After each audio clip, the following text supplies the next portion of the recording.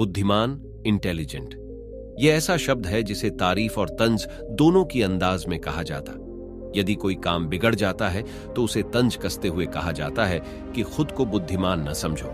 वहीं यदि किसी कार्य को सफलतापूर्वक कर दिया जाता है या किसी मुश्किल परिस्थिति का हल निकाल लिया जाता है तो हम कहते हैं बहुत बुद्धिमान है।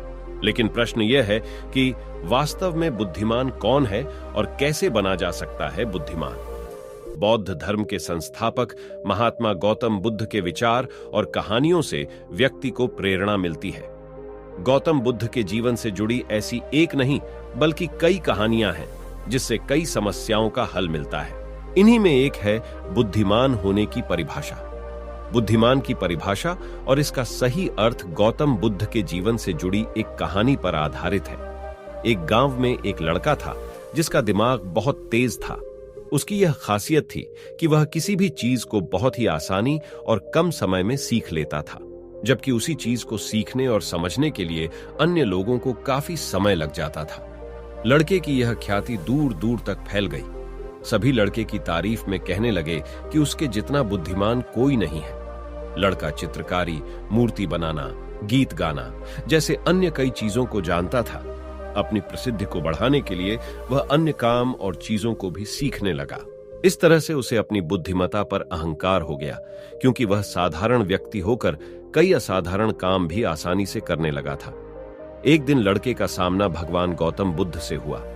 लड़के को खुद पर खूब अहंकार था और इस कारण उसे किसी से ईर्ष्या नहीं होती थी, क्योंकि वह खुद को ही श्रेष्ठ समझता था। लेकिन पहली बार उसे गौतम बुद्ध को देख ईर्ष्या हुई और वह अपनी तुलना बुद्ध के साथ करने लगता है।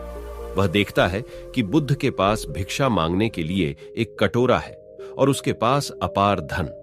बुद्ध ने साधारण वस्त्र धारण किए थे और उसके वस्त्र कीमती थे। बुद्ध नंगे पैर थे और वह नंगे पांव जमीन पर पैर भी नहीं रखता था। इस तरह से लड़का एक नहीं बल्कि कई चीजों से गौतम बुद्ध के साथ अपनी तुलना करने लगा। हर चीज से तुलना करने के बाद वह मन ही मन सोचता है कि आखिर मैं इस भिक्षु के साथ अपनी तुलना क्यों कर रहा हूं, जबकि इसका और मेरा जीवन बिल्कुल अलग है। वहां मौजूद सभी लोग गौतम बुद्ध का सम्मान कर रहे थे। लड़का सोचने लगा कि आखिर इनमें ऐसा क्या है जो मुझ में नहीं है, जिस कारण मेरे भीतर इनके प्रति ईर्ष्या पैदा हो गई। अपने मन में चल रही जिज्ञासा को शांत करने के लिए वह बुद्ध के पास जाता है। वास्तव में कौन है बुद्धिमान? बुद्ध के पास जाकर वह कहता है, मैं इस गांव का सबसे बुद्धिमान व्यक्ति हूं और आप अपने आसपास जो भी देख रहे हैं मैं वह सब करना जानता हूं। मैं किसी भी कार्य को बहुत कम समय में सीख लेता हूं, इसलिए सभी लोग मेरा सम्मान करते हैं। लेकिन फिर भी आपको देख मेरे भीतर ईर्ष्या पैदा हो गई। इसलिए मैं जानना चाहता हूं कि आपकी उपलब्धि क्या है। सभी आपको इतना आदर सम्मान क्यों दे रहे हैं? लड़के के सवाल का जवाब देते हुए बुद्ध कहते हैं, मेरी कोई उपलब्धि नहीं है, लेकिन तुम कह सकते हो कि मेरी यही एक उपलब्धि है। बुद्ध लड़के से पूछते हैं, क्या तुम्हें निंदा अच्छी लगती है? लड़का कहता है कि भला किसे निंदा अच्छी लग सकती है? बुद्ध कहते हैं कि जो तुम्हें अच्छा और बुरा लगता है मैं इनसे भी ऊपर हूं। मुझे ना निंदा सताती है और ना अपनी प्रशंसा से प्रसन्न होता हूं। यही अंतर है तुम में और मुझ में। बुद्ध कहते हैं, तुमने सैकड़ों काम सीखे लेकिन सबसे जरूरी काम को सीखना भूल गए। लड़का पूछता है, कौन सा काम? बुद्ध कहते हैं कि क्या तुम्हें मन को नियंत्रण करना आता है?